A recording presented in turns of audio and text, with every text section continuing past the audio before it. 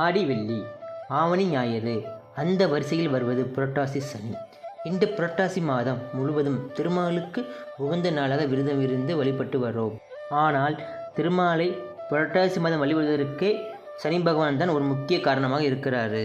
புரட்டாசி மாதம் பெருமாளுக்கு உகந்த மாதம்னு சொல்லித்தான் காலகாலமாக வழிபட்டு வந்திருப்போம்.